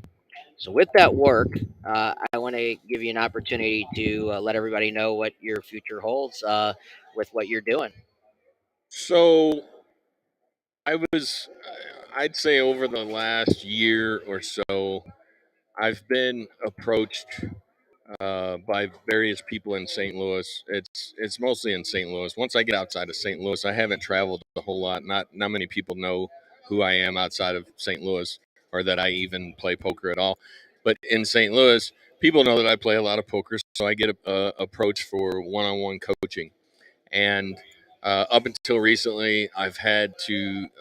I didn't have to, but I was always reluctant to pursue that because it's not something that I ever did before, and I know me and the way I am. If I'm going to take on an endeavor, I'm all in. Like I'm no pun intended, right? Yeah. Or pun Yeah. intended. Intended. I'm not going to do anything halfway. I knew it would consume a huge portion of my time. I knew if I did it, I would want to be good at it. So that being said, over the last few months, I've quietly been coaching a few students one on one, and something really surprising has happened. I've realized I love it. I love teaching the game, and the silver lining of it is it's making me better. It's making me considerably better because I'm forced to analyze hands, think about spots. Students will send me a hand, and I'm spending, you know, I'm spending hours thinking about one hand. I'm looking at the solver solution for this one hand, thinking about how would I deviate away from GTO play and go the more exploitative route, and it's making me better. So that being said, I am now taking on new poker coaching students for anybody interested. Um, what it Yeah. Yeah, so I'll give you my contact info at the end, but I mean you can always find me on at Jeffrey Copeland on Facebook or Messenger. I get a lot of messages that way. Just people that hey, uh, my name is so and so. I played with you during the APO. Would you be interested in coaching? Uh, so what a coaching session, like an hour long session, would involve would be like a one-on-one Zoom video coaching session. So I've got the ability to share my screen and look at solver solutions, look at charts, look at ranges. I put your personal hands into a replayer, and we walk through it step by step. And my students seem to really be liking it, and I'm getting really good feedback.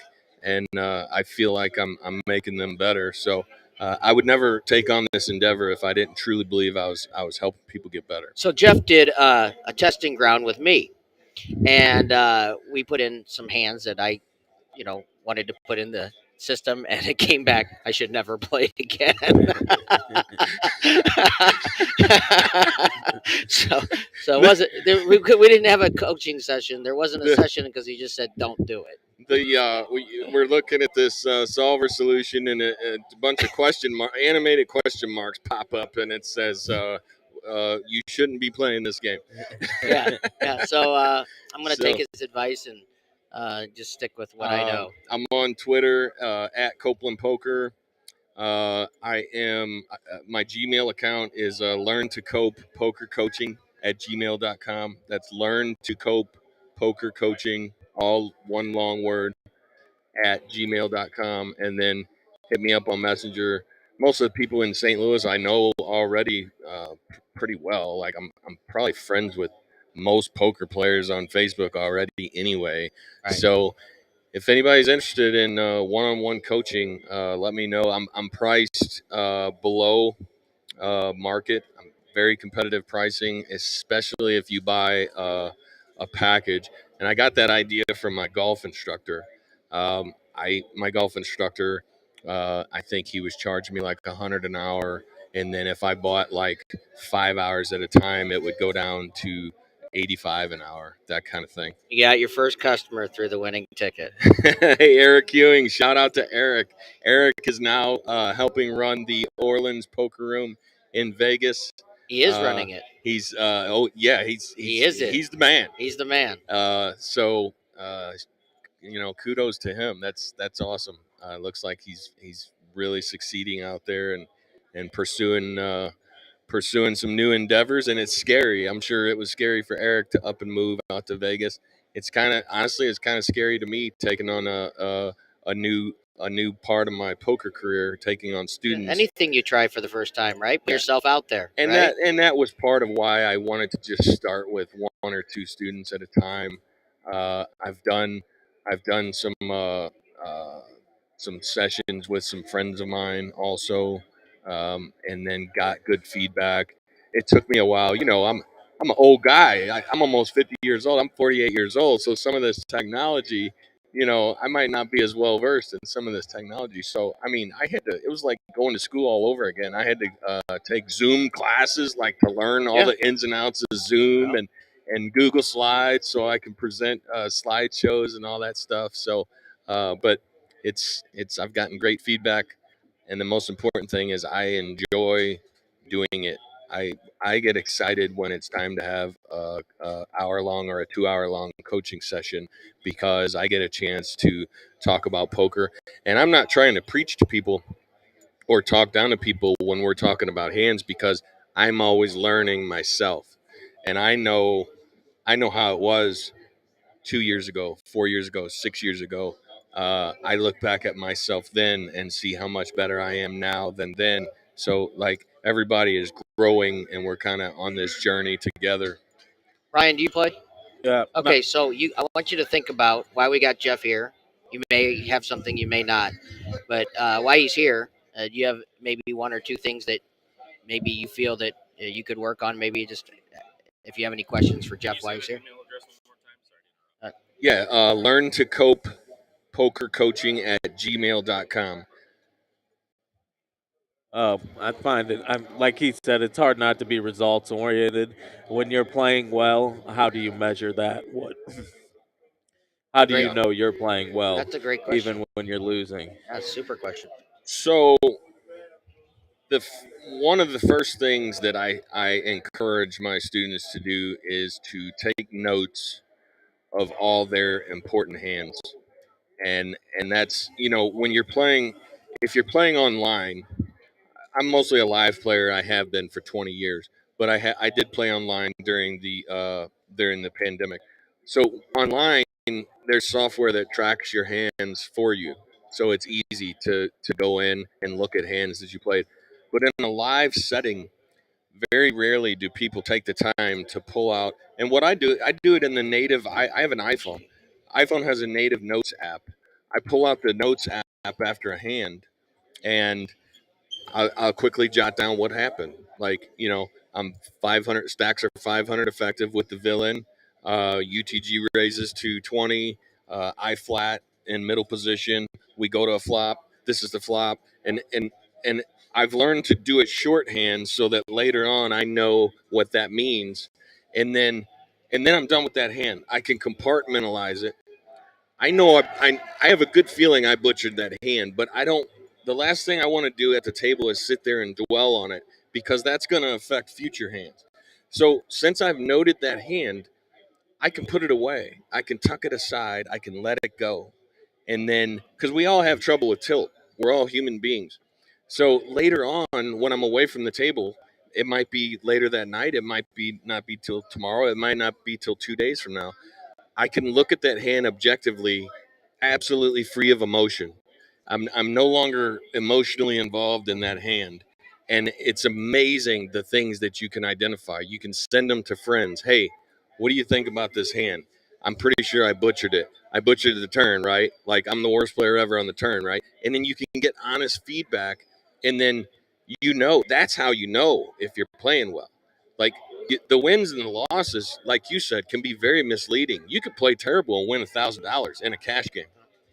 You can play terrible and make the final table of a table, uh, and any one tournament or any one cash game, and it's misleading because you think, oh, I'm the best poker player ever, and you don't realize you were actually playing bad. And the reason you don't realize that is because you didn't note any of your big hands.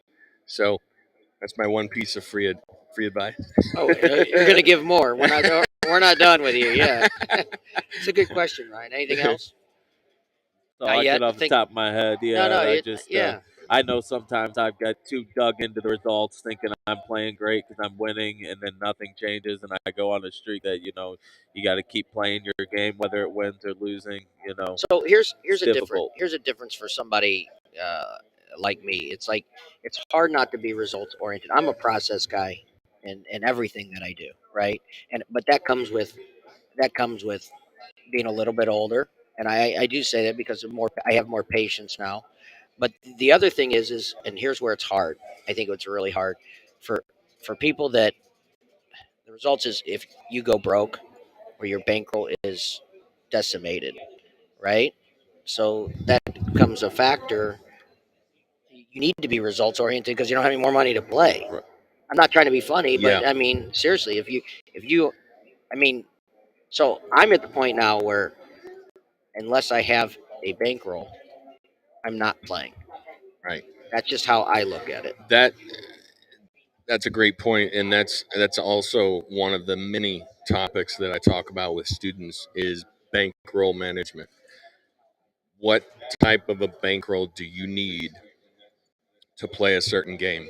But it is different, real quick, if you have a job, right, where you can replenish your bankroll, right, Mm-hmm. or if you are just playing for a living. Yes. And I go ahead, I Ryan. I Go was ahead. just wondering if you thought anybody can be taught with this system, or do you think this is for somebody that's already has a lot of poker experience and just look or That's a great question, and that's something I failed to mention is my coaching is tailored to all skill levels. okay. I believe I can literally make almost any skill level better. You know, when you talk about high level crushers, well, they're probably better than me. So obviously, I don't think I can coach them. Like those aren't the clients that are going to be seeking my services.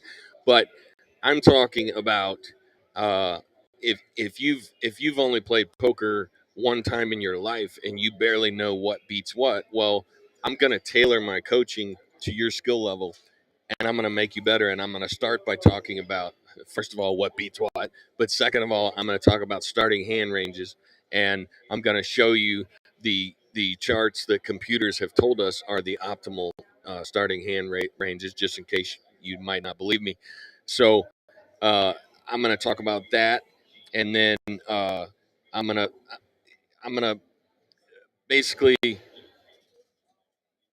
the very first thing I do when somebody contacts me and says I'm interested in coaching, and I'll send them my pricing sheet and bio, and then if they want to go forward with it, I send them I have 9 questions that I've come up with. They're like general assessment questions, and it's general stuff. There's no really right or wrong answer to these questions. It's stuff like, how long have you been playing poker?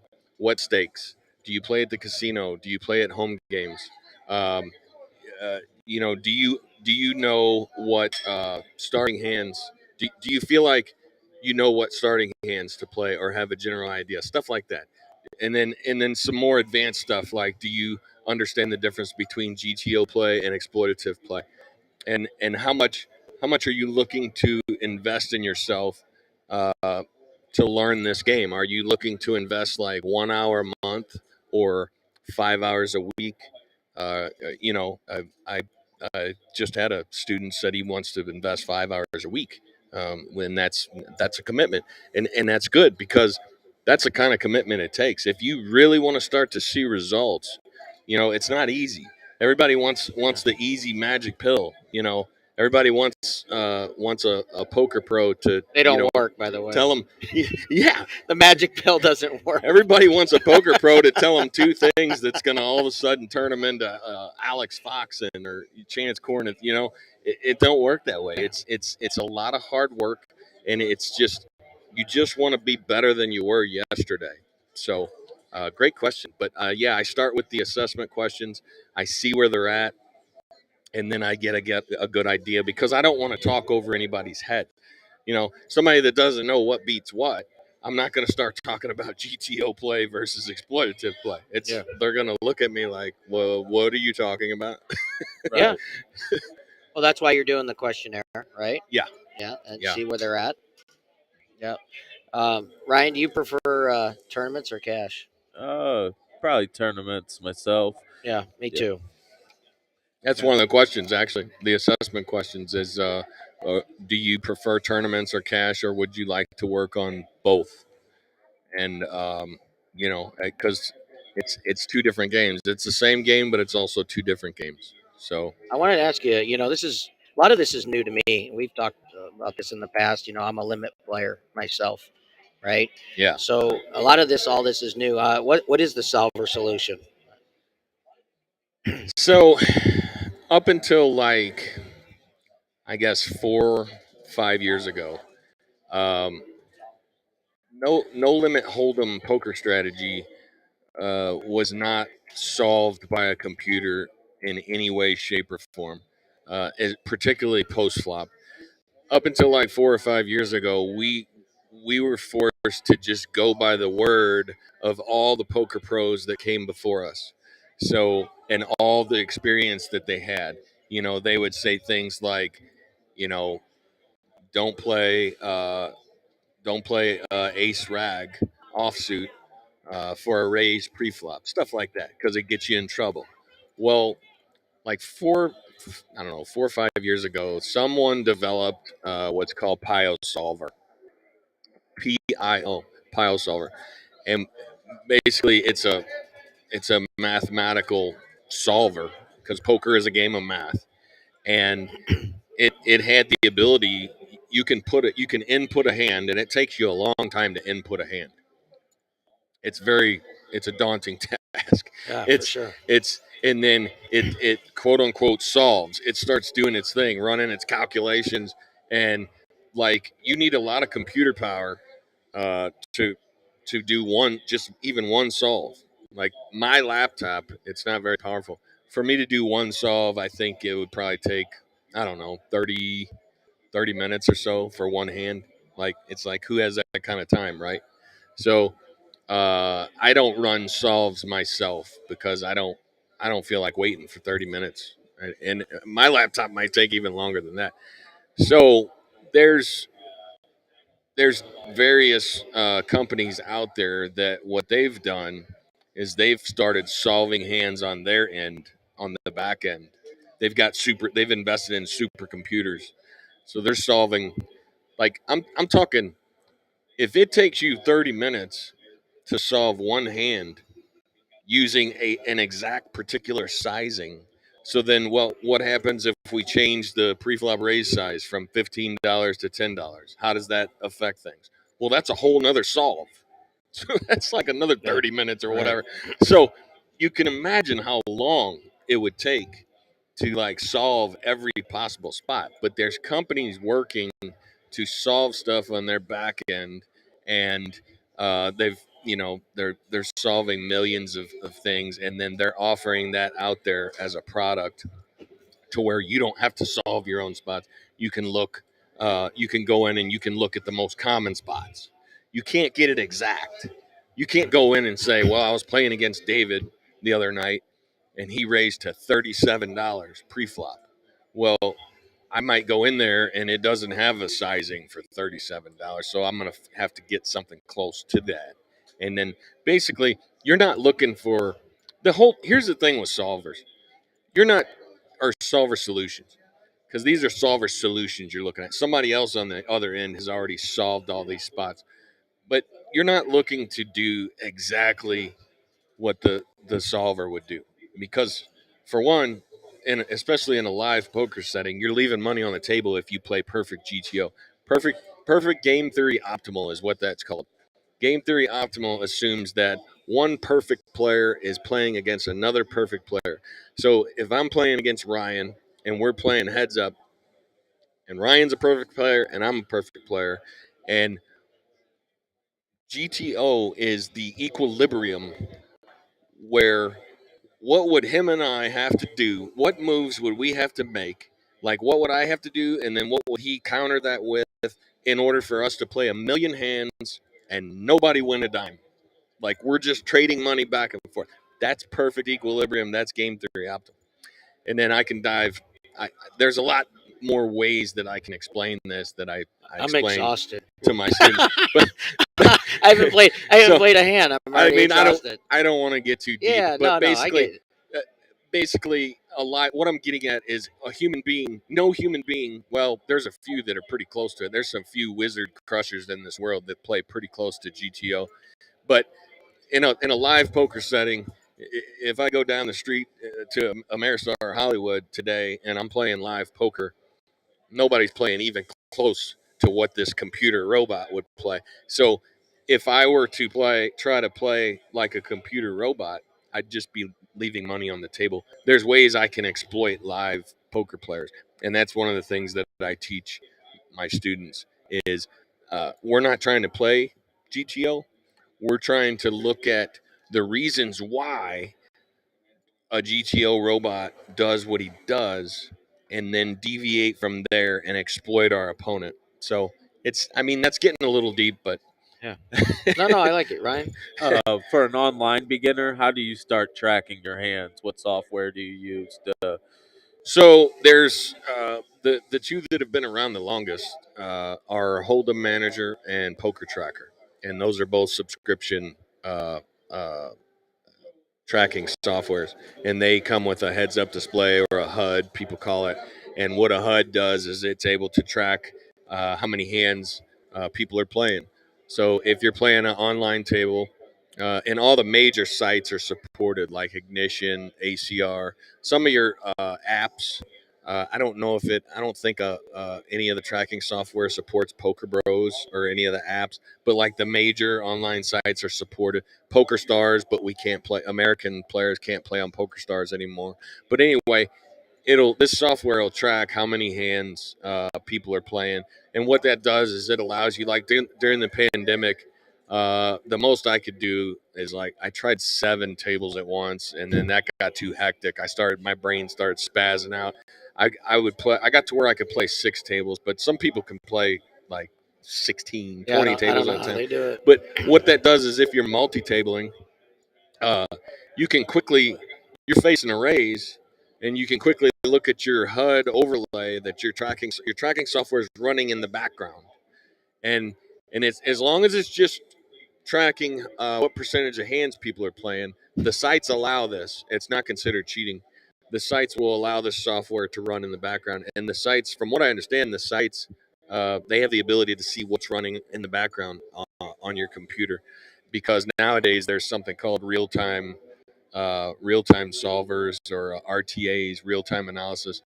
That's a whole nother rabbit hole that I don't want to get into. But there's a way for people to use these solver solutions, like the type of software that I have that I'm using to help coach my students and to support some of my theories.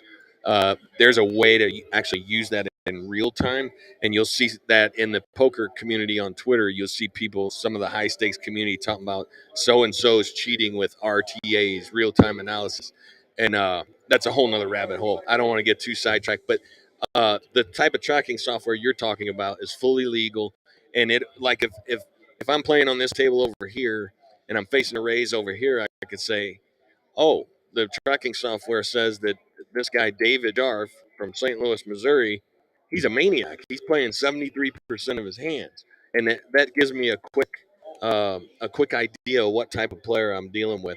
And then another thing the tracking software does is when you get offline, it has stored every hand that you've played, and then you can filter. You know, let's say you're having trouble, like every time you get check raised on a flop as the pre-flop raiser, like, man, I just don't know how to continue. I hate it when I get check raised. I don't know what to do. I think I'm losing money. You can go in and you can filter. Say you played 1,000 hands, you can filter every single time that you got check raised on the flop, and just look at those hands. And then if you do have hand history like that, and you're one of my students, then I can either I can import those hand histories into my replayer, and then we can talk about So it. you're at a real disadvantage if you're not using a heads-up display. You should Yes, have some sort of yes. heads-up As display if as you're going to long as play. if you know that it's allowed and other people are using it, I think it's a keeping up with the Joneses type of thing. Like if you can't beat them, join them.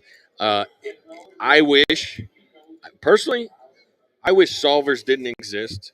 I wish heads up displays didn't exist.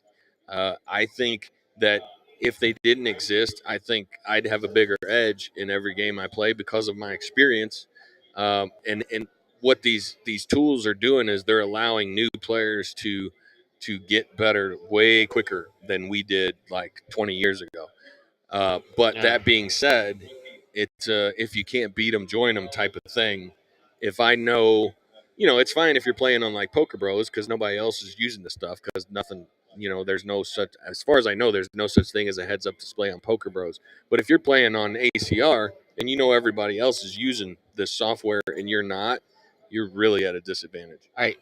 Call me crazy, but maybe this exists. Maybe this doesn't exist. Speaking of online, I always thought, is there a program,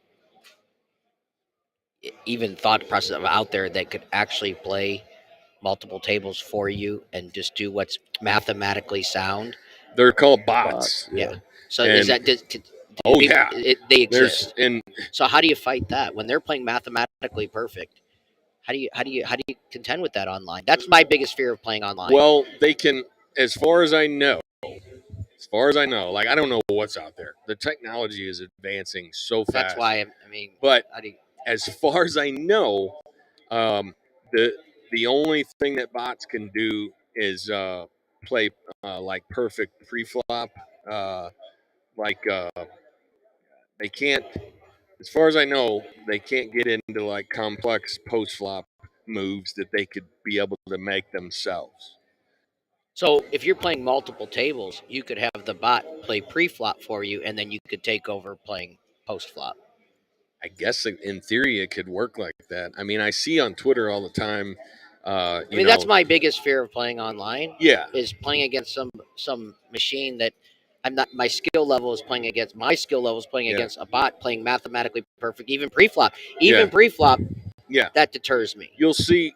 I'm not trying to knock online poker. I'm just Yeah. saying, how do you fight against that? So that's a huge challenge for all the online sites. Like that's probably the biggest threat to online poker in general, and they're trying to fight that. ACR and Ignition. At least somebody could write their own code, right? So and have a system that there's people, you'll see it on Twitter where there's other players that will identify certain accounts that are like, they'll be like, this account has to be a bot. This account played for 36 straight hours, and this account always logs on at the same time every day, and they're like playing for lengths of time that like human beings don't usually do. And then, as far as I know, ACR then goes in and suspends those accounts, but I don't know what's out there as far as software wise and technology. that's just where my brain goes. I don't right? exactly. I don't play online personally. I get bored.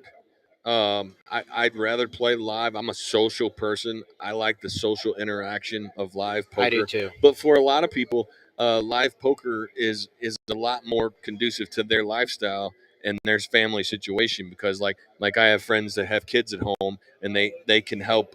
They can either babysit their kids all day while they play online poker, or they can help get their kids off to school and get them off the bus and that kind of thing. Yeah, I don't know what's out there. I know that's a threat to the sites, bots, technology, real-time analyzers. If they catch somebody using a real-time analyzer, they suspend their account, or they eliminate their account. I think there was a guy named Fedor Cruz. There was like a Twitter scandal, poker scandal, where apparently Fedor Cruz, I told you that the site can detect if you're using some kind of real-time software on your computer that you're playing on their site with. Apparently, this guy had like a whole separate computer using like a whole separate VPN, masking his web address and all that. Or I don't know how that works. Like I'm old man coffee. I don't know about that stuff, but this is what I gathered from Twitter. So I mean, it's scary. Yeah, you got to be careful. That being said, I wouldn't think there'd be a lot of cheating at the low stakes. I would think if you had that ability, you'd be playing the higher stakes to get as much money. So here's the other as end of it possible. with my experience in the industry. Cheating in the lower stakes, if it does exist, is stays under the radar. You go True. the other way, True. right? Yeah. So you could play multiple tables at a lower limit and stay under the radar. I mean, Yeah. Pennies like- at a time add up. Where Yeah. those guys, Right. stealing the blinds. Yeah, and, right. I mean, you play multiple tables. And, It's the I old mean- thing. The people that get caught are the most greedy. The people that got greedy. I'm not saying it's happening. What I'm saying is Yeah. that's just what enters my brain when I. It's unfortunately in the poker world, as great as this game is, and as many awesome people and relationships that I've built through this game, the game of poker it does attract a small percentage of a shady element. But that's anything in any gambling. Correct. Right. So as we know, if there's a way to cheat, there's always going to be that one guy or gal that finds it. And that goes for live poker too. Look at the live stream cheating scandals. Yeah. Mike Postle, he's playing on a live stream, and he somehow got access to the whole listen, card. we only have 5 minutes left, but I'm going to tell you. Yeah. And here's where I'm not put. Obviously, it's on the person doing the shady whatever they're doing. Yeah. But these online streams need to vet their players better. They have to do it. Yeah. I mean, the stories that are coming out about the histories of these people playing in these high stakes streams. Yeah. Are you kidding me? How are you not vetting these players better? Where are the background checks on these people? You're talking about, and you're surprised something went wrong when these people are shady? They're like, oh, so-and-so's been a scam artist for years. He was running a real estate scam 10 years ago. How is he even on the stream? Correct. Right? Yeah. This is a result that could have been foreseen. Because he's a scam artist, and he but there's found a way to get on that stream. Right? Yeah. You kidding me? There's not enough people with enough money to play on these streams that are completely good people. Right. Right? I'm not saying you got what you asked for. That's not what I'm saying. I'm like, whoever's in charge of running these streams, and I don't mean to call them out. What I'm saying is vet your players better. And this stuff probably won't happen. Right? You got a good product. People want to watch this stuff. Now, do they like the controversy? Do they like this? I don't know. Is one of the things is bad news is good too, right? I mean, is it that? I mean, my thought process is like, why aren't you vetting? You got to pass some kind of background check before you play for hundreds of thousands of dollars. Or do you like the shady people to come in? Well, I think that's a slippery slope, though, because if someone's got a past record, at what point do we stop them from saying they can play online poker? Jaywalkers? Not saying they can play online. I'm talking about the live streams. The live streams. I'm talking about you're playing in front of, however many people, hundreds of thousands of people are watching these streams, and then they have these people with the shady past, and they're all of a sudden surprised when something happens, right? It could be a slippery slope, though, like Ryan said. Yeah. Okay, it's not in most things we do in life, and whatever there are background checks. There are, you go to a job, they check you out. Yeah. Right. Yeah. I mean, this is not a big. If you have a shady past, you're probably not getting a certain job, right? I mean, you're playing for hundreds of thousands of dollars. We're not. Yeah. We're not playing for chump change here. I don't think. I feel very strongly on this. I think people running these things should vet their players better. That's all. I don't have the bankroll to play in some of these big games, but let's just hypothetically, let's say I won the World Series of Poker main event and I had, all this money and I got invited on some of these high stakes live streams.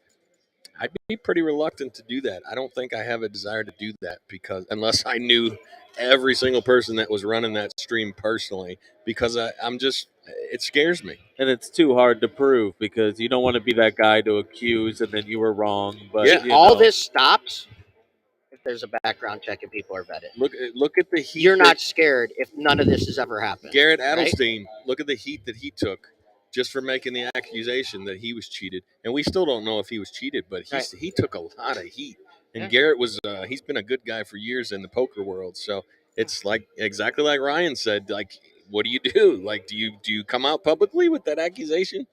Because on his case, it's hundreds of thousands of dollars. In our case, that's on a smaller one. But that's my point. This is what the stream. I'm talking about the stream live. All right, listen. We only got a minute left, so Jeff, thank you so much for joining us. I hope you come back down here again. And after we're done here, we're going to take Jeff in the sports book and let him. I'm going to have Ryan introduce him to a kiosk. You're going to. Thoughts and prayers, everybody. Thoughts and prayers on my sports betting. Yeah. Check me out at Copeland Poker on Twitter. Learn to Cope Poker Coaching at gmail.com or find me on Facebook, Jeffrey Copeland. And really, thanks for having me. I'm really impressed by this entire venue. I really am. All right, that's Jeff. Thanks again, Ryan. Thanks for coming down. I appreciate you waking up and getting out here. I know you're tired. We're gonna get out of here. We're on every Friday night, 590 The Fan from 6 to 7 here, DraftKings at Casino Queen, 9 to 11 every Saturday morning. For Ryan Kinder, Jeff Copen, Clemson John, Russell Sides, who makes all this happen for us, we really appreciate it. My name is David Sharp. Until next week, thanks for watching.